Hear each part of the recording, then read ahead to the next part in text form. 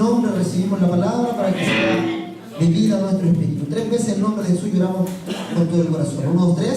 Jesús, Jesús, Jesús.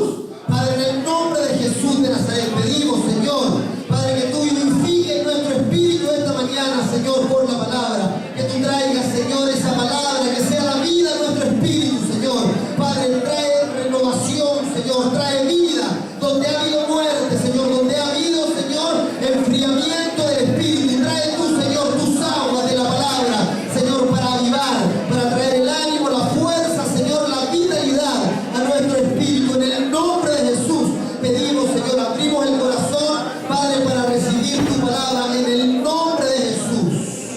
Amén y amén. Aleluya.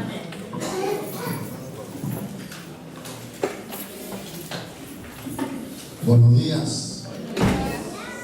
Bueno, estamos integrando un hábito, ¿no? Buen hábito de venir al culto temprano. Yo pensaba en la mañana temprano que mientras permanecía en Corea me tenía que levantar a las 4:30 de la mañana porque el culto empezaba a las 6. Aunque había más culto y el último culto a las 7 de la tarde, pero el culto de las 6 era el único culto traducido en castellano.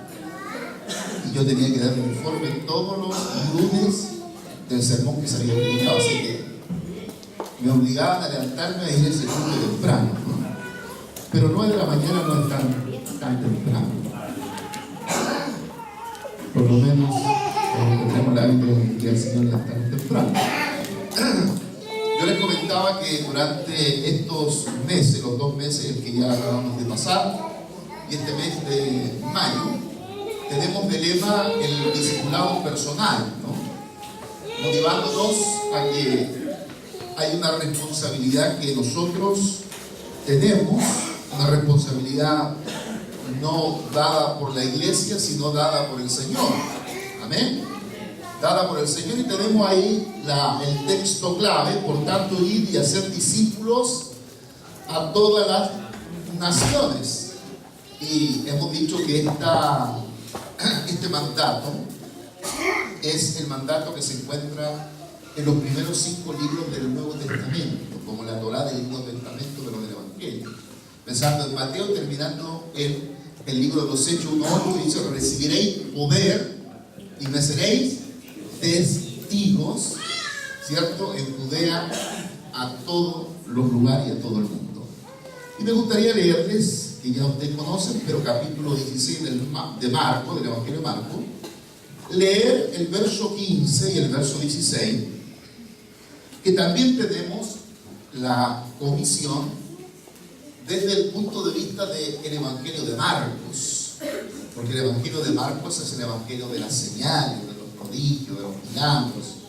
Es un evangelio que inicia con señales y termina con señales, ¿no? Por eso que cuando discipulamos recomendamos que la gente nueva comience a leer el Evangelio de Marcos, porque es un evangelio muy sencillo y está justamente dirigido a personas no judías o a personas no evangélicas, diríamos nosotros, si contextualizamos el mensaje para hoy, a no gente acostumbrada a ir a una iglesia o que no tiene costumbre de leer la Biblia. El Evangelio de Marcos se hace una lectura muy sencilla, muy simple, porque siempre está narrando la vivencia del Señor Jesús con diferentes tipos de personas, ¿no? No solo hombres, mujeres, niños, diferentes tipos de personas que se encuentran con el Señor Jesús, y ese encuentro produce evidentemente la bendición sobre sus vidas. Capítulo 16, verso 15 y al 18 vamos a leer todo juntos. Dice 1, 3: y les digo, id por todo el mundo y predicad el evangelio a toda criatura. El que creyere y fuere bautizado será salvo, mas el que no creyere será condenado. Y estas señales seguirán a los que creen: en mi nombre echarán fuera demonios, hablarán nuevas lenguas, tomarán en las manos serpientes, y si bebieren cosa mortífera no les hará daño, porque los pondrán las manos sobre enfermos y estos sanarán, ¿cierto? Sanarán. El primer volante que nosotros les entregamos, que era el número 12, creo 13, aparecía el cuadrito en medio, espero que ustedes no lo hayan tirado, el cuadrito sobre el proyecto o el plan del Señor Jesús para alcanzar el mundo. Evidentemente que cuando el Señor dio este plan 2000 años atrás, me parece que la cantidad de habitantes, si no me estoy equivocado, eran alrededor de 57 millones de personas que vivían en el mundo en esa época. Imagínense, 2000 años después, esos 57 millones se han constituido 7.000 millones de personas. No sé cuánto se multiplicó a 7.000 millones de personas. Y lo más probable es que para el 2020 vamos a tener más de 12.000 millones de personas viviendo en el mundo. Así que la tarea cada vez se hace más grande. Si nosotros, dicen los misionólogos, los que están ahí mirando permanentemente el movimiento de las misiones en el mundo, si nosotros no somos capaces de al 2020 alcanzar las generaciones, después ya será muy difícil, porque estaremos hablando de 50.000 millones de personas en el mundo. Y eso va no solamente a traer problemas con respecto a la misión que nosotros la iglesia cumplimos, sino problemas de todo tipo, de alimentación. Ya la tierra no está dando para alimentar a tanta cantidad de gente, etcétera, etcétera. Por lo tanto, los principios del Señor Jesús desde inicio estuvieron ahí. El primero de ellos, ¿cierto? Vamos a leer del 1 al 8. Primero, segundo, tercero, cuarto, quinto, sexto, séptimo y octavo, reproducción. O sea, tenemos que reproducirnos en otras personas. Y durante el mes de mayo, yo he constituido estos talleres. Les dije que vamos a procurar que las predicaciones sean verdaderos talleres. Yo estaba muy inspirado este año, venía pero así con tutti para predicar romano todo el año, y el Señor nos dirigió para otro lado, para que nosotros recordemos una tarea que no es que la desconozcamos. Creo que desde el día que yo llegué a la iglesia escuché las palabras discípulo y discipular. Eso ya 35 años atrás. Por lo tanto, por 35 años he escuchado la palabra discipular y discipulado, y luego el Señor me metió en este negocio, en esta tarea de discipular y también de desafiar a otros a discipular. Por lo tanto, no estamos hablando de una temática desconocida del todo, sino que estamos hablando de algo que hemos escuchado más de alguna vez, y en algunos casos ustedes ya han discipulado más de alguna persona. Y el taller de hoy día vamos a basarlo en el primer principio, la selección. Ya estamos a ¿cuántos días del mundial? Bueno, unos cuantos días, ¿no? 40 días. ¿Cuántas selecciones llegan?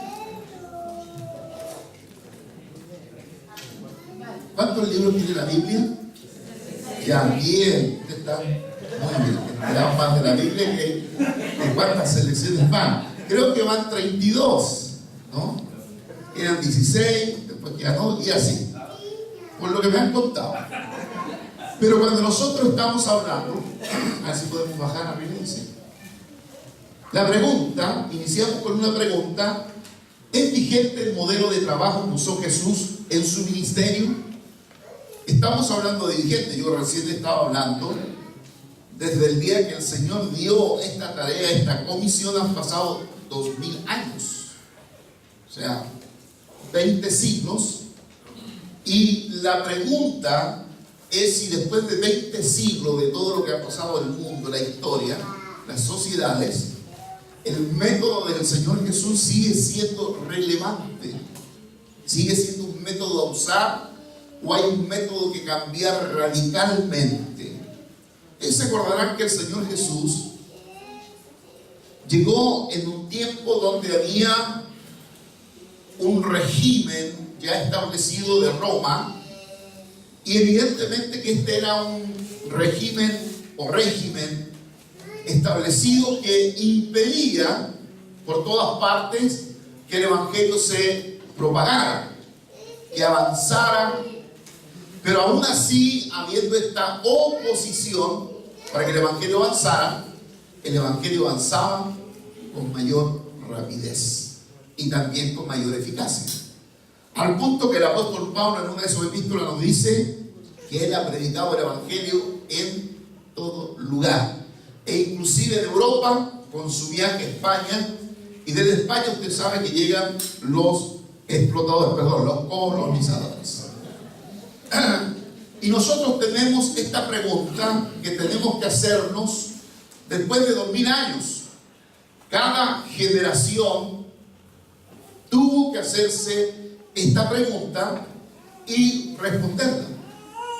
Del siglo I al siglo II, que pasa todo el periodo de la patrística de los padres de la iglesia y los padres apostólicos, por lo menos por unos 7 años. Luego viene todo el periodo de oscuridad, y así el periodo de la reforma, la modernidad del siglo XIX al siglo XX, y hoy día ya estamos en el periodo de la posmodernidad. Y la iglesia ha tenido que preguntarse a sí misma esta pregunta y tener que responder. Y en el periodo de la historia que llamamos el periodo de la oscuridad, periodo de la Edad Media, la iglesia no se pudo responder la pregunta si el método, el plan que el Señor Jesús había plantado para alcanzar la gente seguía siendo un plan relevante en ese periodo. Y es el periodo más oscuro de la iglesia, es el periodo que es tan oscuro de la iglesia que las religiones de la época comienzan a crear los monasterios para poder vivir la fe por lo menos en un lugar donde fuera un lugar santificado, porque vivir en el mundo, vivir con la gente, era contaminarse. Por lo tanto, optaron por irse a los monasterios, y si el monasterio podía quedar en lo más alto de la cordillera para que nadie llegara, mejor.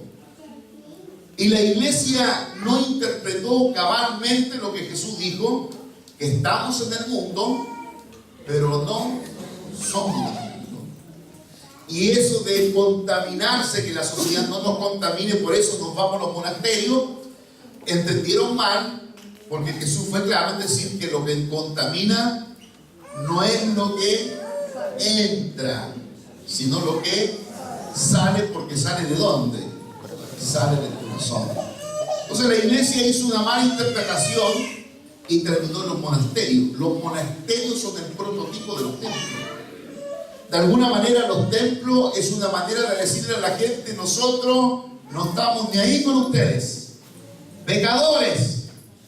Nosotros aquí somos los beatos, los santificados, y ellos son los pecadores. Recuerden que la historia de la iglesia, en el inicio de la iglesia del siglo I, jamás se construyeron templos, ni en el siglo II. Recién en el siglo III la iglesia recibió los templos paganos y se metió adentro y perdió el contacto con las personas y la sociedad. Y de alguna manera a nosotros nos ha pasado igual.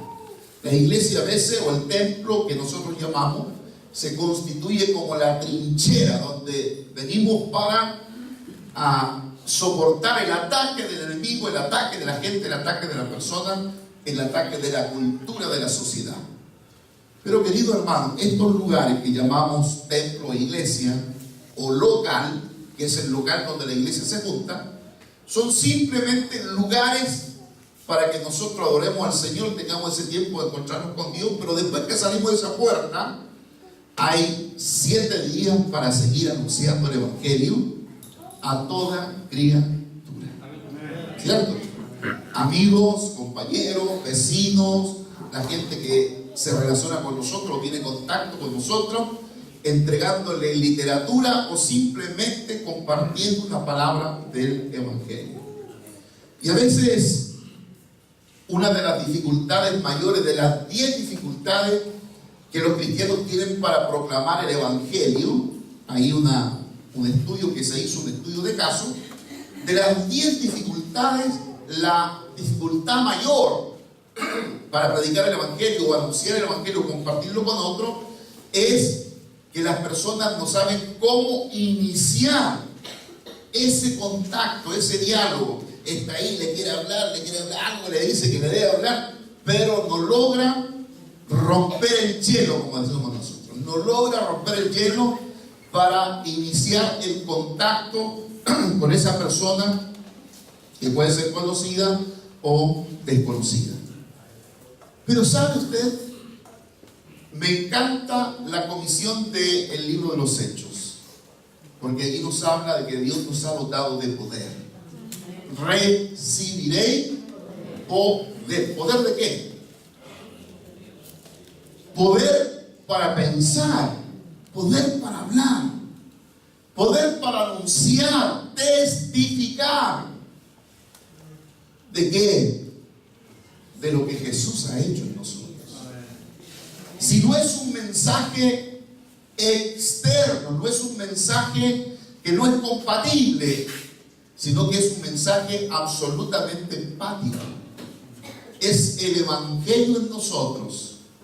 Es el Evangelio de cómo ha operado, afectado y obrado en nuestra vida. ¿Qué se nos pide? Testificar. ¿Qué se nos pide? Hablarle a aquel que no tiene a Jesús o no conoce al Señor. Simplemente lo que Jesús ha hecho en ti. Por eso es tan importante que el Señor, que nosotros, que la canción, la última que estábamos cantando, realmente se haga vida en nosotros. Amén. Se haga vida. Tengamos ese contacto de comunión, de encontrarnos con Dios todos los días de nuestra vida. Y en el fondo, ¿qué es lo que hablamos? Ese contacto con el Señor, ese encuentro con el Señor, nuestro encuentro personal. No necesita leerse todo un libro para aquello. No necesita leer los 66 libros para aquello de la Biblia, y ojalá lo lea.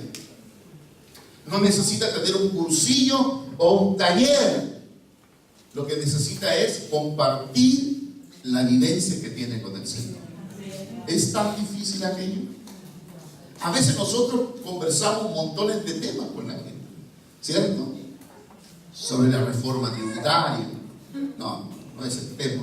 No. Los efectos que puede tener. Uno conversa un montón de cosas y a veces no conversa lo esencial, ¿cierto? No conversa de lo más importante. Vamos a lo primero. ¿Es vigente el modelo del trabajo que Jesús hizo en este tiempo? ¿Qué piensan ustedes? ¿Sigue siendo vigente? ¿Sigue siendo relevante la forma como el Señor lo hizo? Seleccionó entre varios algunos, los tomó con Él, comenzó a trabajar con Él día tras día. Pues 3 años y medio el Señor compartió su vida con 12 personas. Eso nos está hablando que hay que seleccionar a los que están en el momento puntual, como el Señor elige, después de orar toda esa noche en la montaña y elegir lo que el Padre les ha indicado. Nos habla de la selección, de seleccionar algunos entre varios. Y en primer lugar, la vigencia está más allá de toda forma cultural. A veces la gente dice, bueno, es que cambió la cultura y ya el Evangelio es irrelevante. O como lo dicen los detractores del cristianismo, no, el cristianismo pasó. O lo dicen desde el punto de vista astral. No, Acuario pasó, ahora es Piscis. ¿Ah? Porque Acuario está representado con el cristianismo. Ya pasó Acuario, ahora es Piscis. O simplemente lo dicen los sociólogos, el cristianismo se volvió un movimiento irrelevante en la historia, en la sociedad, ya no tiene nada que aportar. Y son expresiones que de alguna manera son expresiones bien pensadas intelectualmente, pero no dejan de ser falsas expresiones. Porque la iglesia, con todas las dificultades, ha seguido creciendo y desarrollándose. Siquiera para los que han visto las noticias, en Siria han matado una gran cantidad de cristianos, de creyentes.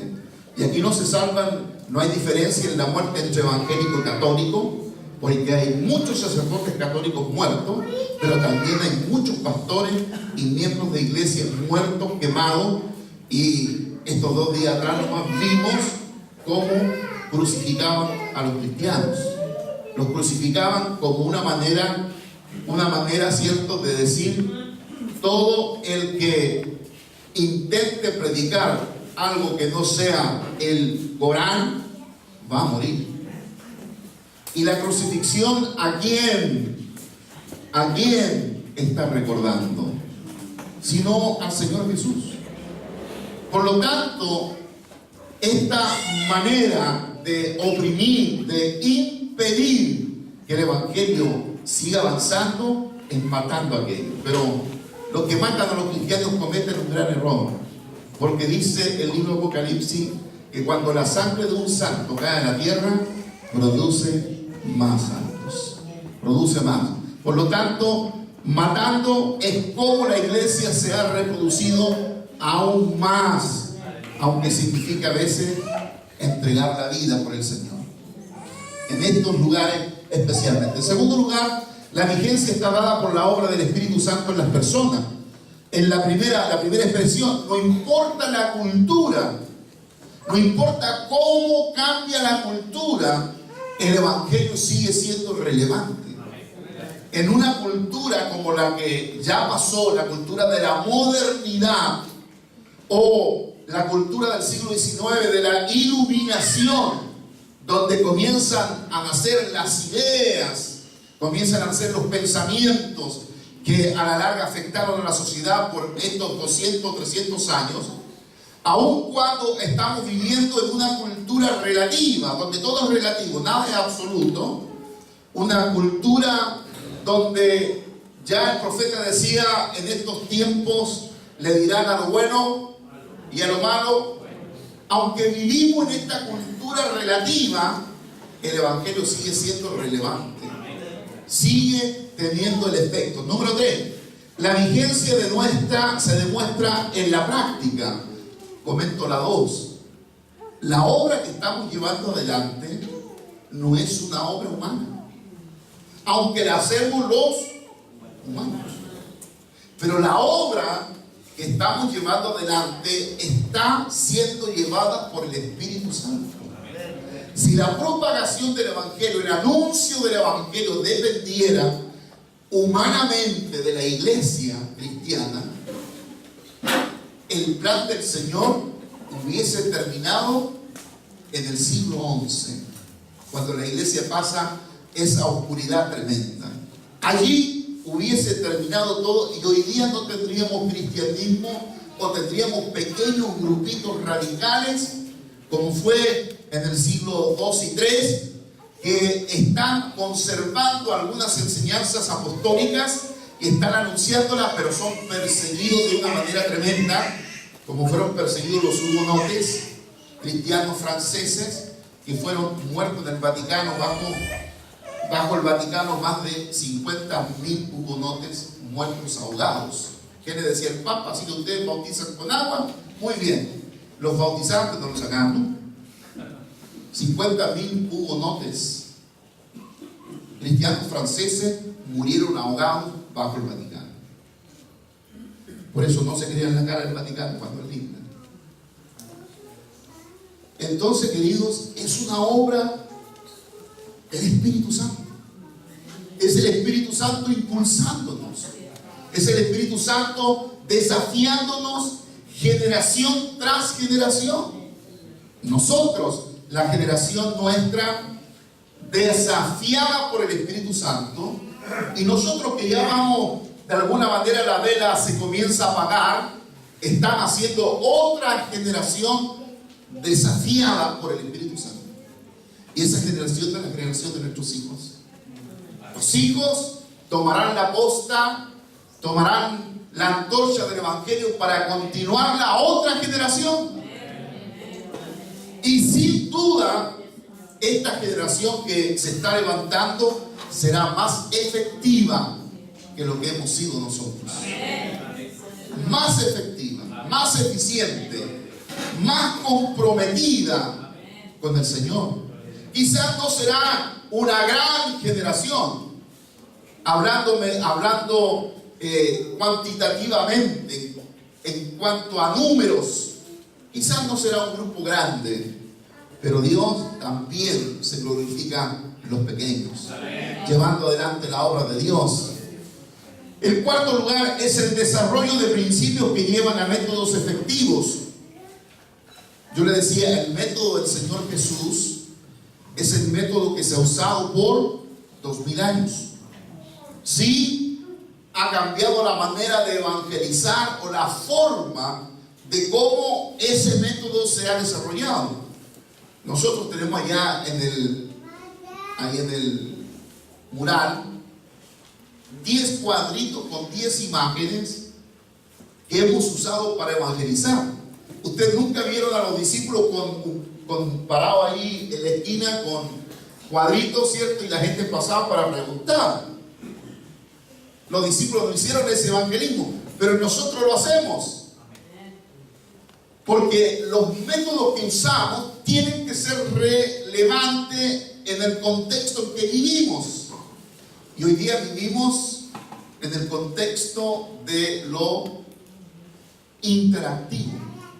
Hoy día todo es interactivo. Si en una clase los profesores no desarrollan métodos interactivos para enseñar, la clase comienza a ser aburrida para los cabros chicos. ¿Sí o no? Aburrida. Yo apliqué instrumentos, les comentaba, en un colegio aquí, estando con los alumnos, pero realmente hay que ser un mago como profesor para contener a 40 niños en una sala un poquito, quizás en la mitad del templo, pero 40 niños que están en un proceso de desarrollo, que viven interactivamente la vida de ellos con la televisión, con los juegos de video, con las tablets, con los computadores, donde todo su ambiente interactivo va a una sala de clase donde casi ni el profesor se mueve. Entonces, difícil de poder enseñar a ese grupo curso. Cuando nosotros pensamos en la metodología de cómo predicar el Evangelio, tenemos que usar métodos interactivos. Por eso, estando en el sur, el año pasado dio tantos resultados, aunque los cuadros están dibujados sin color. No tienen color, son todos en grafito, todos negros. En un sector donde no había mucha luz, aún así oramos con mucha gente que recibió el Señor. Y no había un predicador a la ultranza que declarara a los pecadores que eran pecadores y que necesitaban de Dios, sino que simplemente 10 cuadros con 10 personas. Ya no había un predicador, había 10 que contaban la historia de ese cuadro para desafiar la fe de las personas que preguntaban. Queridos, el plan, el método del Señor sigue siendo relevante el día de hoy. Sin duda que el molde que usamos va cambiando porque la cultura también va en ese proceso. Pero cuando cambiamos el método para evangelizar, no cambiamos el mensaje. El mensaje sigue siendo el mismo.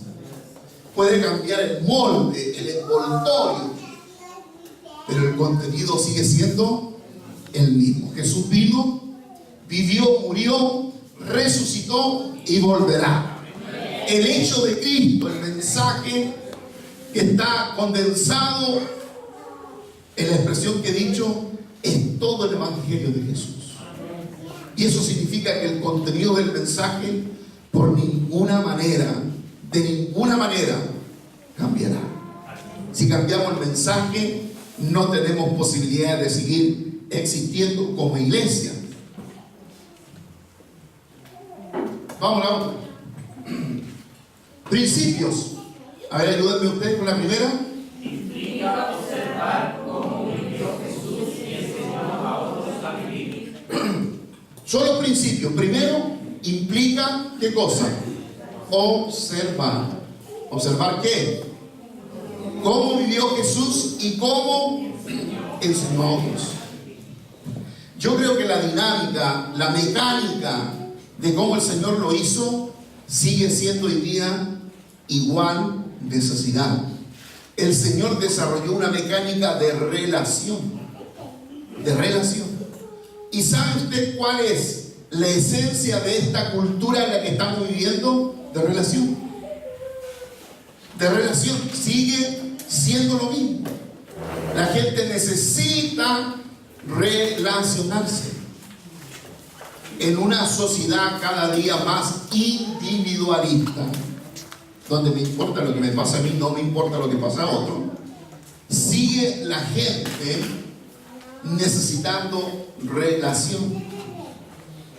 Alguien dijo, y espero que no se ofenda si hay un psicólogo aquí, la psicología nació fruto de que la relación se fue apagando. O sea, la gente no se relaciona, prefiere ir al psicólogo para relacionarse con una persona y poder contar sus situaciones. Cuando antiguamente los problemas se solucionaban en el seno del hogar porque había relación, había comunicación, había intercomunicación. Todos sabíamos lo que nos pasaba a todos. Hoy día a veces ignoramos lo que les pasa a los hijos, o a veces los hijos ignoran lo que pasa a los padres, porque esa relación interactiva entre los miembros de la familia se ha ido perdiendo, ¿no? Se ha ido perdiendo, lo fuimos reemplazando por una televisión, reemplazando por montones de cosas, y hemos ido perdiendo la capacidad de relacionarnos entre nosotros. Por lo tanto, el principio implica observar cómo vivió Jesús y enseñó a otros a vivir. Segundo, la base está en los evangelios. Y tercero,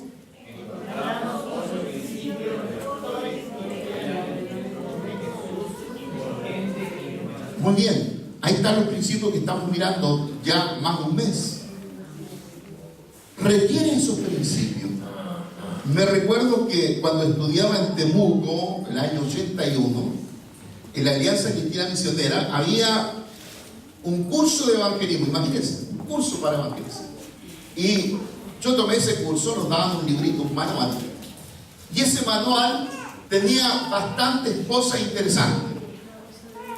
Así que cuando yo me venía para visitar a mis papás en los días feriados o en las vacaciones, me venía practicando ese manual. ¿Ah?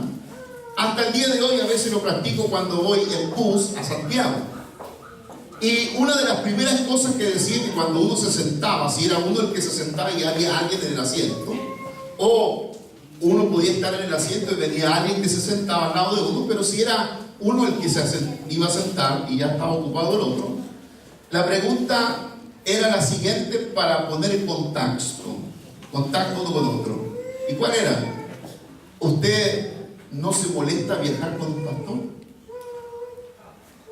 Generalmente la gente me decía, no. Pero ya sabía que iba al lado a alguien, y generalmente la persona me preguntaba, ¿usted es pastor? Sí. Y salía el tema religioso.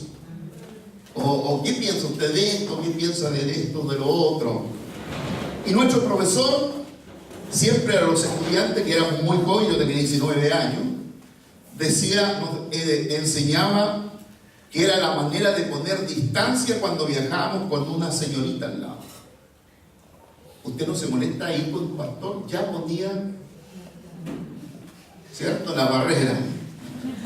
barrera para cualquier tentación. Cuando nosotros, queridos, tenemos ese contacto con las personas, a veces hay personas con más necesidad de lo que nosotros pensamos. O a usted le ha pasado tocar el tema religioso o una expresión o regalar algo y después venirse escuchando a la persona prácticamente todo el día, porque esa persona necesitaba conversar, necesitaba que alguien la escuchara sin pagar por FONASA o ISAPA, simplemente ser escuchada. Tuve la bendición de orar con mucha gente en mi viaje cuando fui estudiante y llevarlos al Señor. El aspecto del discipulado nunca logré por el hecho de que esas personas nunca más las vi, pero creo que el método del Señor sigue siendo relevante, sigue siendo los principios de selección, de asociación, de consagración para llevar adelante el método de Dios. ¿Escogió a quién? ¿A cuántos? A 12 de ellos. Luego, la palabra clave es decisión. Los hombres constituyeron el mejor método de Dios. Mire, nosotros usamos el método de las láminas. Es un buen método. Pero el método mejor son los que están detrás de las láminas. Personas. El Señor escogió hombres. No es que no hubiera método en la época, si habían las escuelas rabínicas, tenían forma y métodos de enseñar, las escuelas de la Torá, etcétera, etcétera. Pero el Señor encontró el mejor método: personas, individuos, ¿cierto? Hombres escogiendo hombres y mujeres escogiendo mujeres. ¿Para qué? Para lo que ya veíamos anteriormente, para mostrar la vida que el Señor había llevado y cómo esa vida se impregnaba en la vida de los demás. Jesús puede servirse de todo aquel que se pone a su servicio. ¿Qué se necesita para ser usado para convertirse en un discipulador? Simplemente decir: Señor, úsame. Usted no necesita ser un experto en la teología, ni saberse la Biblia toda de memoria. Recuérdense que antiguamente nos enseñaban 5 versos de memoria para evangelizar.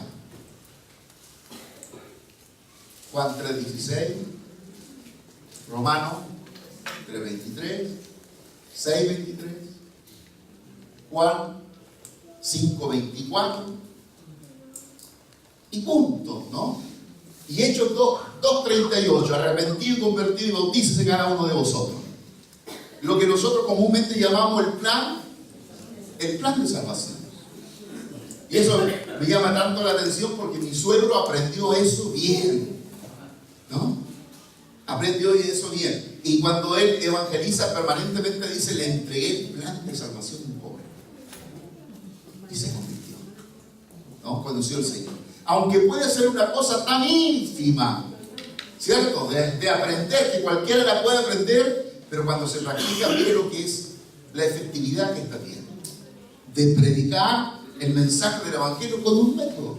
A veces puede ser que la gente no evangeliza porque no tiene un método, no tiene una manera, una forma.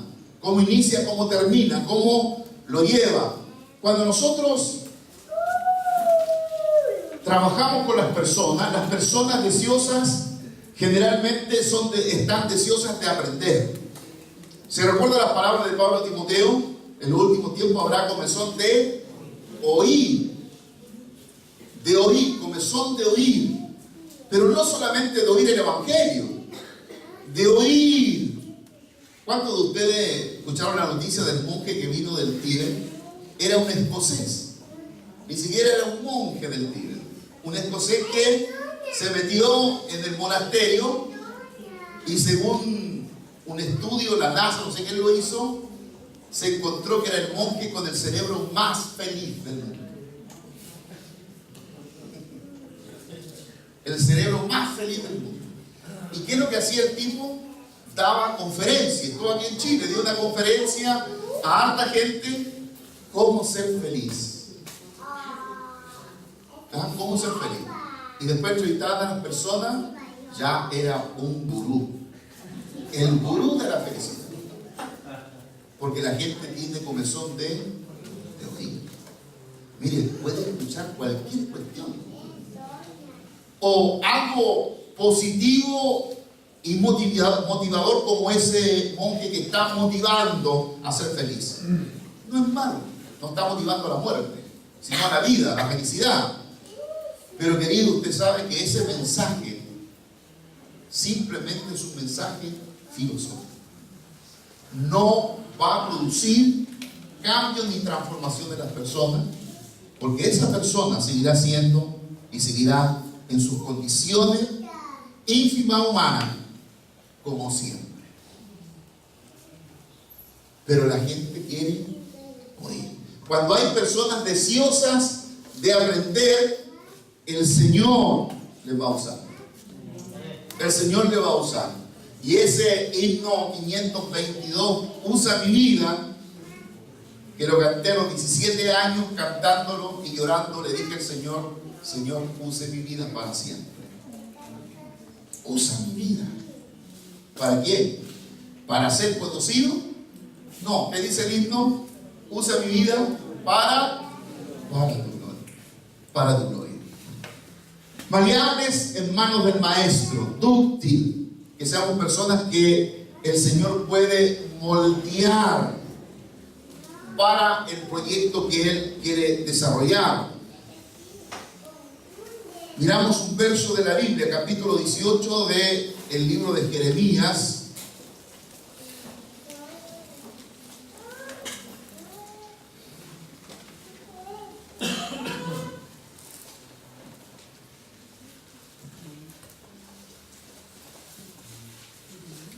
(18:4) de Jeremías.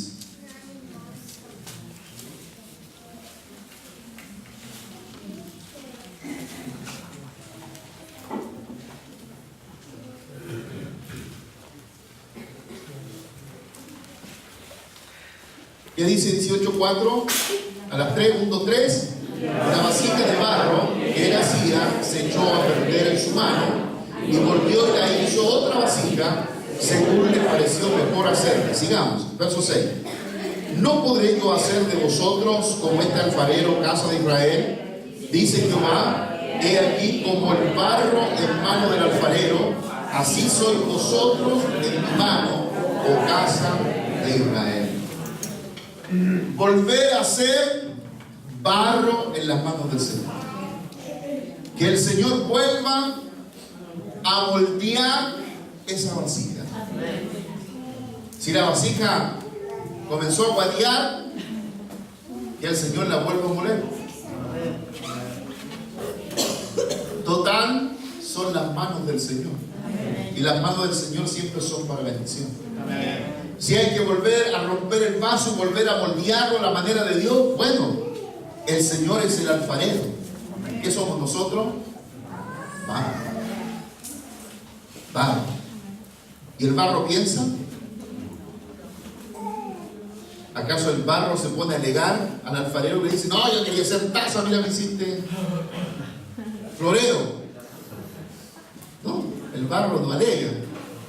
El alfarero tiene la autoridad sobre el barro para formar lo que quiere. Amén.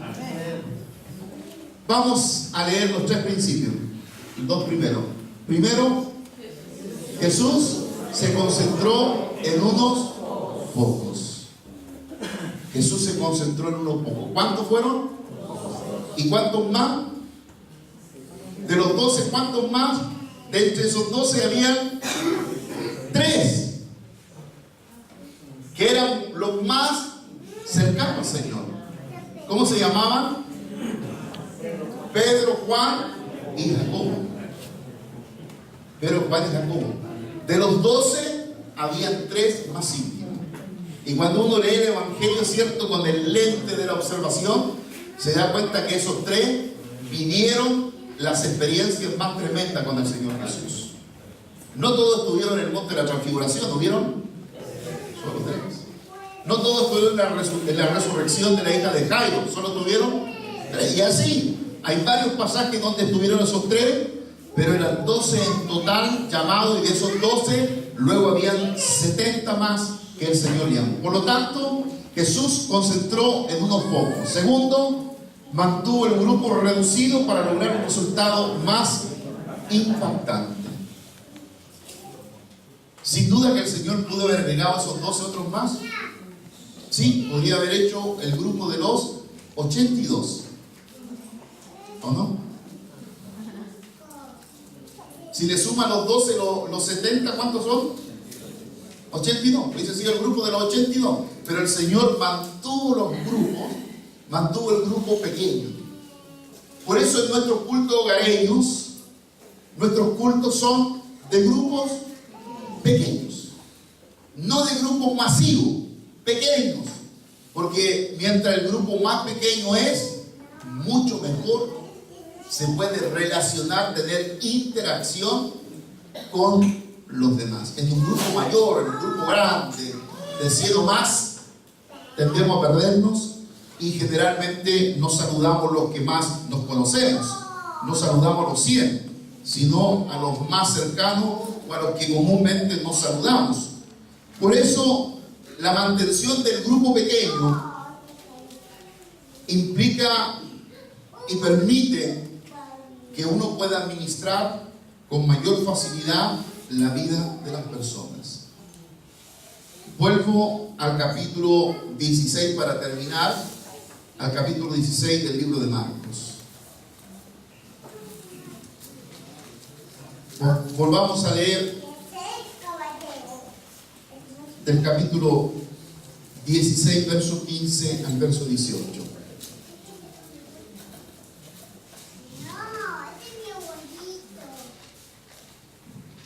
¿Lo tienen?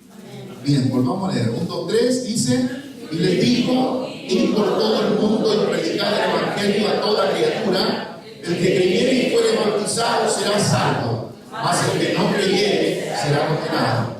Y estas señales seguirán a los que creen: en mi nombre echarán fuera demonios, hablarán nuevas lenguas, tomarán las manos serpientes, y si bebieren cosa mortífera no les pasará. Sobre los enfermos pondrán sus manos y sanarán. Dejo plantear la pregunta para el otro domingo.